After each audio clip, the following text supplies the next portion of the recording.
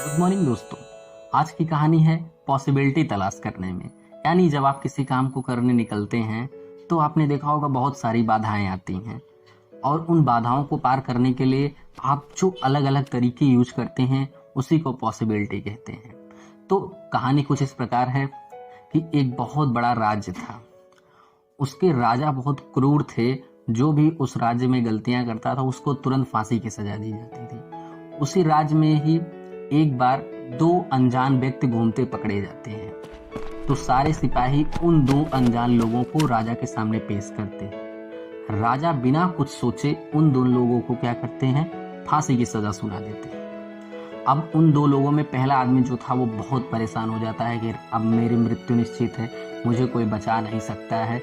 वो किसी तरह की पॉसिबिलिटी के बारे में सोचता है। जबकि दूसरा आदमी क्या कहता है कि राजा मेरे पास आपके लिए एक ऑफर है। राजा कहते हैं कि तुझे मरने की पड़ी है या तुम ऑफर देने आए हो। तो कहता है फिर भी सुन लीजिए, हो सकता है आपके काम का। तो राजा कहता है सुनाओ। कहता है मैं एक ऐसा घोड़ा बना सकता हूँ जो उड़ सकता है।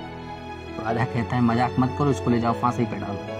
कहता है नहीं सच में राजा जी, आप वैसे भी मेरे पे भरोसा कर लीजिए, अगर मैं बना दिया तो आपका फायदा होगा और नहीं बना पाया तो फांसी पे तो आप बाद में भी डाल देंगे। तो राजा काफी सोच विचार करने के बाद बोला ठीक है, कितना समय लोगे? तो उसने बोला 1 साल का समय लगेगा और बाकी खाने पीने का इंतजाम आपको करना पड़ेगा। उसने बोला ठीक है। अब जो पहला वाला आदमी था वो तो रोने लगा कि अब मैं मरने वाला हूँ, वो सब सारी बातों में। राजा ने बोला इस पहले वाले को ले जाओ फांसी पे लटका दो। तो उसने बोला राजा जी ऐसा नहीं है, उस घोड़े को बनाने के लिए सिर्फ मैं ही नहीं, इसकी भी जरूरत पड़ेगी। तो बोला अच्छा सच में? उसने बोला यस, इसकी भी जरूरत पड़ेगी तभी वो घोड़ा बन के तैयार हो सकता है। उसने बोला ठीक है ले जाओ।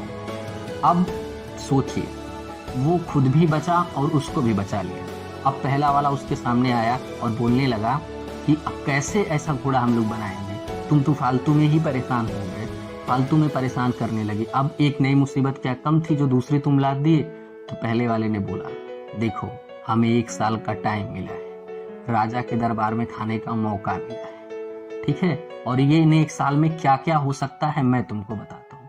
हो सकता है किसी दूसरे राज्य का राजा इन पे आक्रमण करके इनका राज्य ही हथिया ले तो भी हम बच सकते हैं। हो सकता है राजा की स्वास्थ्य खराब हो जाए और राजा की मृत्यु हो जाए तब भी हम बच सकते हैं।